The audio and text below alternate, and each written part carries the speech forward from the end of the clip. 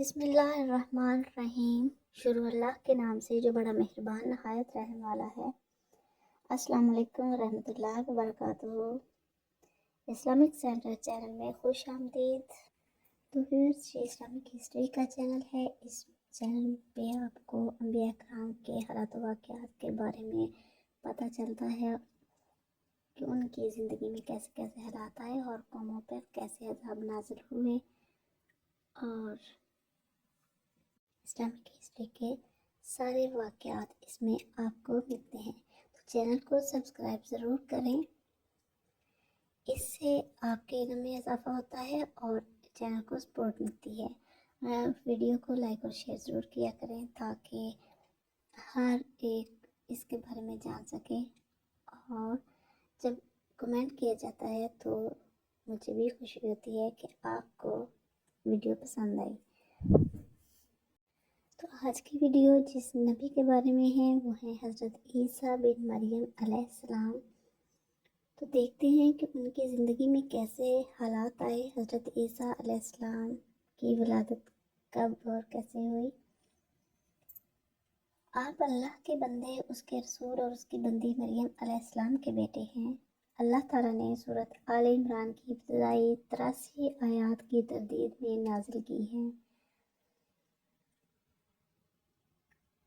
جن کا خیال ہے کہ اللہ کی اولاد ہیں۔ اللہ تعالیٰ ان کے قول سے بہت بلند اور پاک ہے۔ دراصل علاقہ نجران کے عیسائیوں کا ایک وفد آپ کے پاس آیا اور انہوں نے اپنا قانم ثالثہ کا باطل عقیدہ ذکر کیا۔ ان کا دعویٰ تھا کہ اللہ تعالیٰ تینوں میں سے تیسرا ہے، اور وہ تین یہ ہیں: ذات مقدسہ، عیسیٰ اور مریم علیہ السلام۔ ان تینوں کی تعین میں بھی ان کا باہمی اختلاف ہے۔ اللہ تعالیٰ نے سورت کا ابتدائی حصہ نازل کر کے بیان کیا کہ عیسیٰ علیہ السلام اللہ کے بندوں میں سے ایک بندے ہیں۔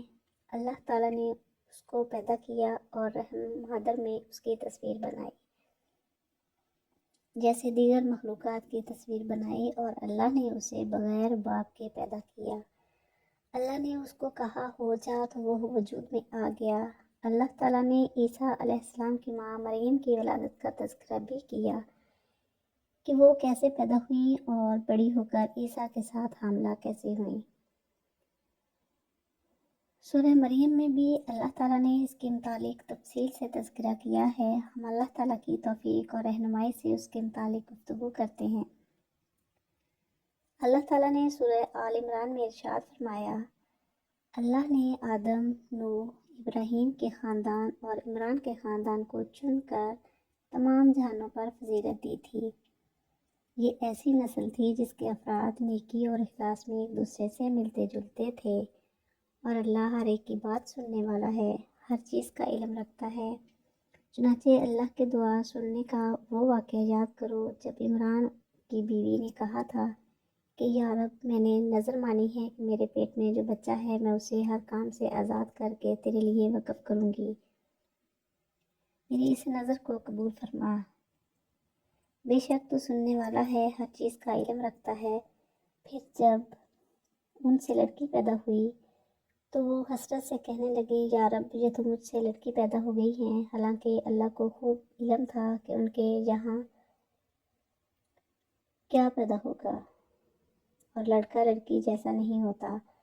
میں نے اس کا نام مریم رکھ دیا ہے، اور میں اسے اور اس کی اولاد کو شیطان مردود سے حفاظت کے لیے آپ کی پناہ میں دیتی ہوں۔ چنانچہ اس کے رب نے اس مریم کو بطریق حسن قبول کیا اور اسے بہترین طریقے سے پروان چڑھایا، اور زکریا اس کے سرپرست بنے۔ جب بھی زکریا ان کے پاس ان کی عبادت گاہ میں جاتے، ان کے پاس کوئی رزق پاتے۔ انہوں نے پوچھا: مریم، تمہارے پاس یہ چیزیں کہاں سے آئیں؟ وہ بولیں: اللہ کے پاس سے، اللہ جس کو چاہتا ہے بے حساب رزق دیتا ہے۔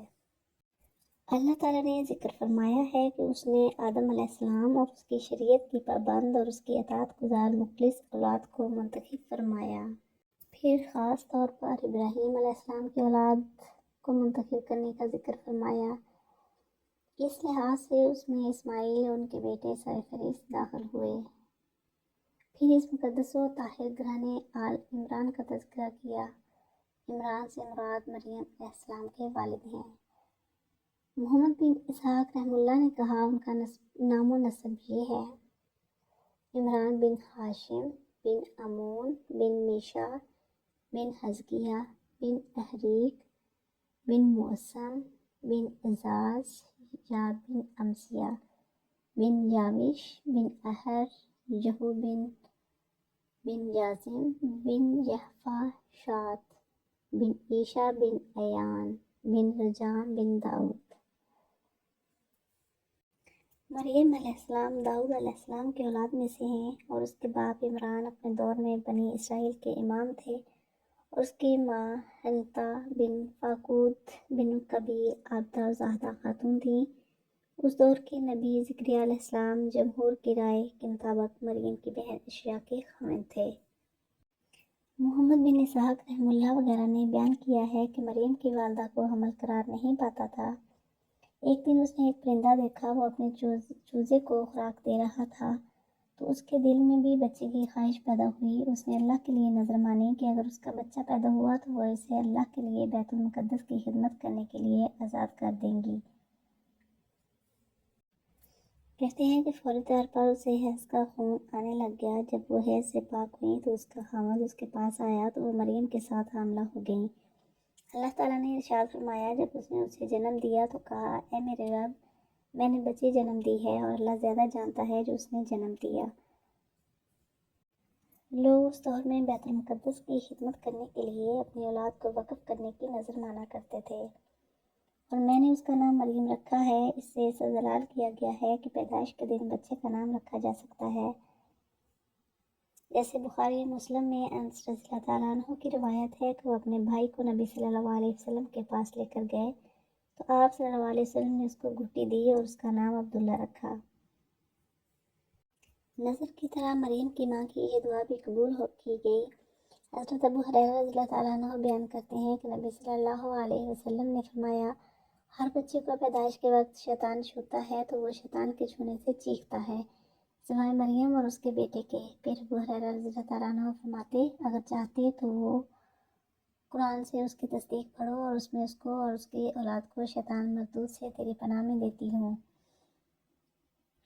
ایک روایت میں اس طرح ہے کہ آدم کی اولاد میں سے ہر ایک کو شیطان اپنی انگلی سے چھوتا ہے، مگر مریم بنت عمران اور اس کا بیٹا عیسیٰ علیہ السلام، ان کو شیطان نے نہیں چھوا۔ ارشاد باری تعالیٰ ہے، پس اس کے رب نے اس کو اچھی طرح قبول کیا اور اس کی اچھی پرورش کی اور اس کی دیکھ بھال کی ذمہ داری زکریا علیہ السلام کو دے دی۔ بہت سے مفسرین نے بیان کیا ہے کہ اس کی ماں نے اسے جنم دیا تو اس کو کپڑوں میں لپیٹ کر مسجد میں لے گئی اور اسے مسجد کے خدام کے سپرد کر دیا جو وہاں قیام پذیر تھے۔ یہ ان کے امام کی بیٹی تھی تو ان کا آپس میں جھگڑا ہوا۔ ظاہر یہ ہے کہ اس نے دودھ پلانے کی مدت کے بعد مریم کو ان کے سپرد کیا ہوگا۔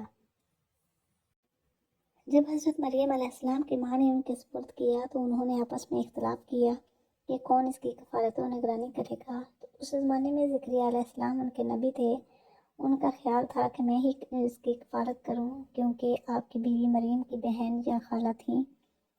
بیت المقدس اس کے خدام سب اس کی نگرانی کرنے کے خواہش مند تھے۔ انہوں نے آپس میں قرآن اندازی کی، تقدیر نے زکریا علیہ السلام کی مدد کی اور قرآن ان کے نام نکلا۔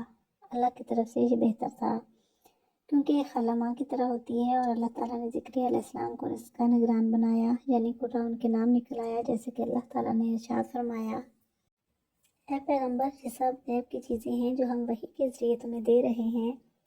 تم اس وقت ان کے پاس نہیں تھے جب وہ یہ طے کرنے کے لیے اپنے قلم ڈال رہے تھے کہ ان میں سے کون مریم کی کفالت کرے گا، اور نہ اس وقت تم ان کے پاس تھے جب وہ اس مسئلے میں ایک دوسرے سے اختلاف کر رہے تھے۔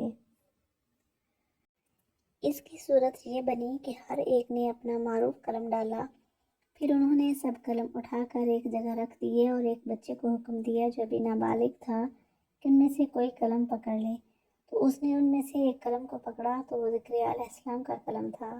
اس طرح زکریا علیہ السلام کا قلم غالب آ گیا۔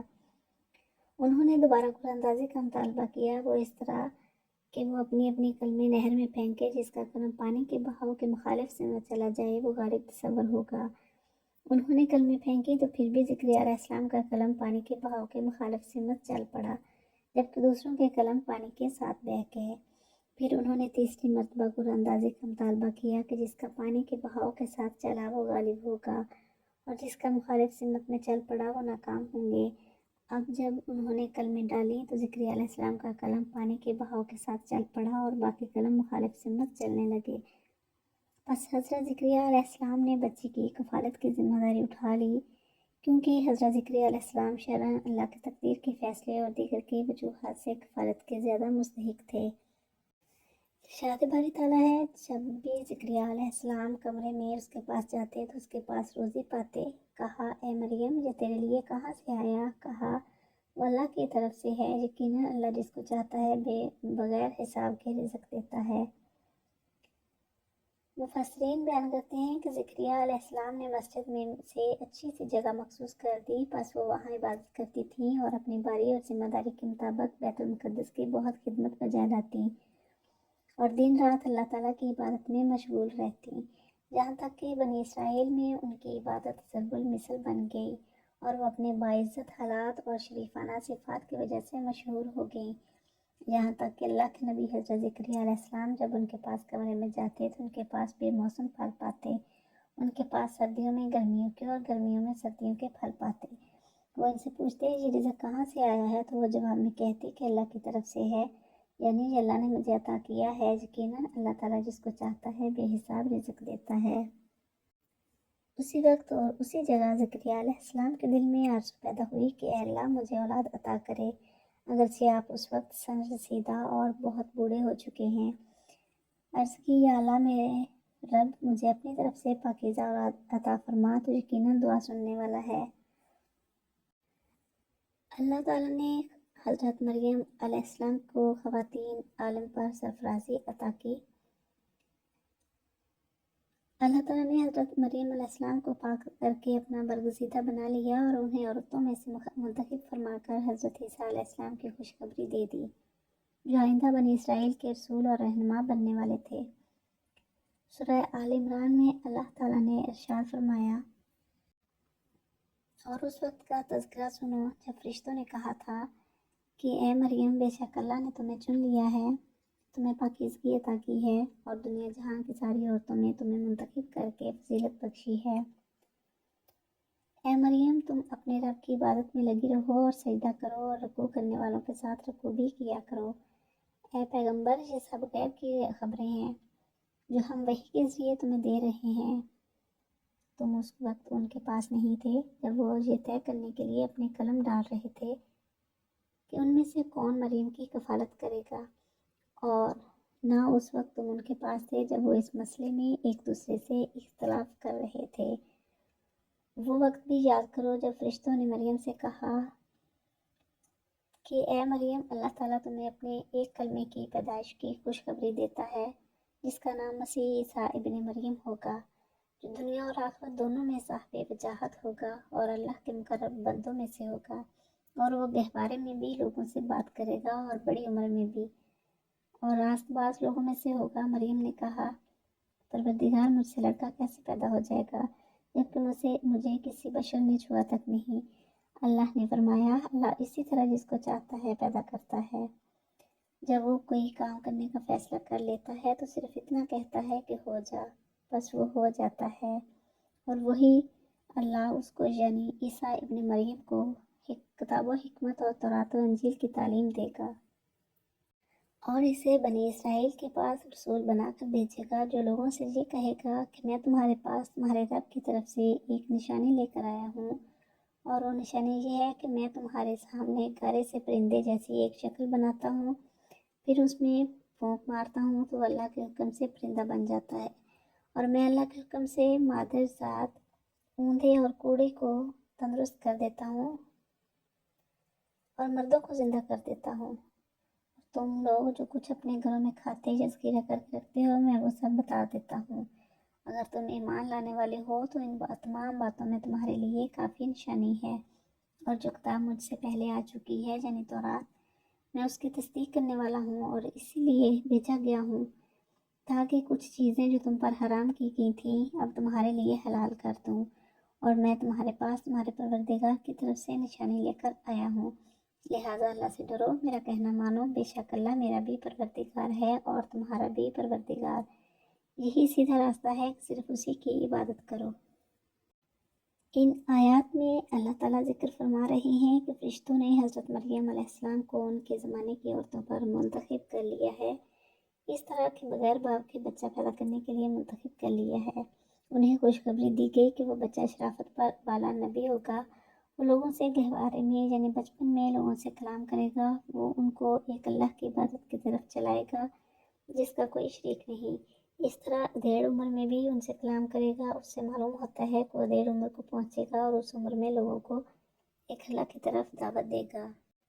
حضرت مریم علیہ السلام کو حکم دیا گیا کہ وہ کثرت کے ساتھ اللہ کی عبادت کرنے، اس سے دعا کرنے اور اس کے لیے رکوع سجدہ کرنے میں مشغول رہے تاکہ وہ اس عزت و کرامت کے لائق ہو سکے اور اس نعمت کا شکر ادا کر سکے۔ کہا گیا ہے کہ وہ نماز میں اتنا لمبا قیام کرتی کہ آپ کے قدم پھٹ جاتے۔ جہانوں کی عورتوں پر منتخب کرنے سے مراد ان کے زمانے کی عورتوں پر منتخب کرنا ہے، جیسے کہ اللہ تبارک تعالیٰ نے حضرت موسیٰ علیہ السلام سے فرمایا کہ میں نے تجھے لوگوں پر چن لیا ہے، اور بنی اسرائیل کے متعلق فرمایا کہ ہم نے ان کو جہانوں پر پسند کیا ہے۔ لیکن اب یہ بات تو واضح ہے کہ حضرت ابراہیم علیہ السلام حضرت موسیٰ علیہ السلام سے افضل ہیں، اور یہ امت محمدیہ تمام پہلی امتوں سے افضل ہے اور بنی اسرائیل سے تعداد میں زیادہ، علم میں اعلیٰ اور عمل میں زیادہ اچھی اور پاکیزہ ہے۔ اس لیے تمام صفات میں عالمین سے مراد اپنے اپنے وقت کے لوگ ہوں گے۔ حضرت مریم علیہ السلام اپنے سے پہلے اور بعد کی تمام دنیا کی عورتوں سے افضل ہوں، کیونکہ اگر وہ نبی ہیں جیسے کہ علامہ ابن حزم رحمہ اللہ حضرت مریم علیہ السلام اور حضرت اسحاق علیہ السلام کی والدہ حضرت سارہ اور موسیٰ علیہ السلام کی والدہ محترمہ کی نبوت کے قائل ہیں، وہ اس سے دلیل لیتے ہیں کہ ان سے فرشتوں نے کلام کیا اور موسیٰ کی طرف وحی ہوئی تو حضرت مریم موسیٰ اور حضرت سارہ سے افضل ہو گئیں، کیونکہ جہانوں کی عورتوں پر منتخب کرنے کا لفظ عام ہے اور اس کے خلاف سے متعارض کوئی دلیل نہیں ہے۔ حضرت معاویہ بن قرۃ اپنے والد سے بیان کرتے ہیں کہ جناب رسول اللہ صلی اللہ علیہ وسلم نے ارشاد فرمایا کہ مردوں میں سے بہت سے کامل ہو گزرے ہیں، لیکن عورتوں میں سے صرف 3 کامل ہوئی ہیں، مریم بنت عمران، فرعون کی بیوی آسیہ، اور خدیجہ بنت خویلد اور عائشہ کی فضیلت عورتوں پر ایسے ہے جیسے کہ سرید کی فضیلت تمام خانوں پر ہے۔ اسی طرح وہ روایت جو ابو داؤد کے علاوہ ایک جماعت نے معتدل طریق سے حضرت ابو موسیٰ اشعری رضی اللہ تعالیٰ عنہ سے روایت کی ہے کہ رسول اللہ صلی اللہ علیہ وسلم نے ارشاد فرمایا، مردوں میں سے بہت کامل ہوئے ہیں لیکن عورتوں میں سے کامل صرف آسیہ فرعون کی بیوی اور مریم بنت عمران ہیں، اور عائشہ کی فضیلت عورتوں پر ایسے ہے کہ جیسے سرید کی تمام خانوں پر فضیلت ہے۔ حضرت خدیجہ بنت خویلد رضی اللہ تعالیٰ عنہ نے رسول اللہ صلی اللہ علیہ وسلم کی نبوت سے پہلے 15 سال اور نبوت کے بعد 10 سال سے زائد خدمت کی ہے اور اپنی جان و مال کے ساتھ آپ صلی اللہ علیہ وسلم کی بہترین معاون ثابت ہوئی۔ حضرت عائشہ رضی اللہ تعالیٰ عنہ نبی صلی اللہ علیہ وسلم کی بیویوں میں سے آپ صلی اللہ علیہ وسلم کو سب سے زیادہ پیاری تھی، اور آپ صلی اللہ علیہ وسلم نے اس کے سوا کسی کنواری عورت سے شادی نہیں کی اس امت کے، بلکہ باقی امتوں کی عورتوں میں سے بھی کوئی عورت ایسی نہیں تھی جو آپ سے علم و فضل اور فہم و فراست میں زیادہ ہو۔ جب آپ پر بہتان لگانے والوں نے باتیں نازل کی، نبی صلی اللہ علیہ وسلم کے فوت ہونے کے بعد آپ تقریباً 50 برس زندہ رہیں۔ آپ قرآن و سنت کا پرچار کرتی، مسلمانوں کو فتوے دیتی اور اصلاح کا کام کرتی رہتی۔ سلف و خلف سے علماء کے ایک گروہ کی رائے ہے کہ آپ امہات المومنین میں سب سے افضل ہیں، حتیٰ کہ نبی صلی اللہ علیہ وسلم کی اولاد کی ماں خدیجہ بنت خویلد رضی اللہ تعالیٰ عنہ سے بھی۔ حضرت ابن عمر رضی اللہ تعالیٰ عنہ بیان کرتے ہیں کہ جبریل علیہ السلام وحی لے کر آئے اور بیٹھ کر رسول اللہ صلی اللہ علیہ وسلم سے باتیں کرنے لگ گئے۔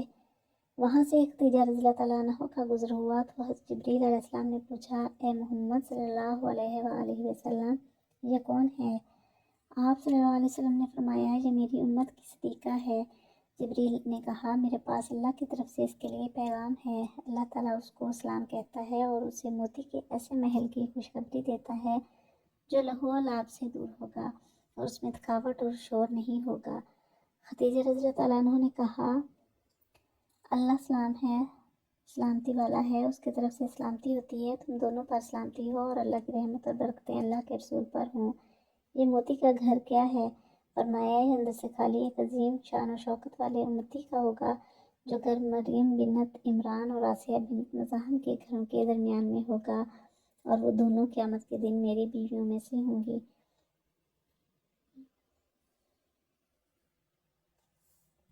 حضرت کعب الاحبار رضی اللہ تعالیٰ عنہ سے مروی ہے کہ معاویہ رضی اللہ تعالیٰ عنہ نے اس سے صخرۃ بیت المقدس کے متعلق پوچھا تو انہوں نے جواب دیا کہ صخرۃ چٹان کھجور کے درخت پر ہے، اور کھجور کا درخت جنت کی نہروں میں سے ایک نہر ہے، اور کھجور کے درخت کے نیچے مریم بنت عمران اور آسیہ بنت مزاحم بیٹھی اہل جنت کے لیے موتی پروتی رہتی ہیں حتیٰ کہ قیامت قائم ہو جائے گی۔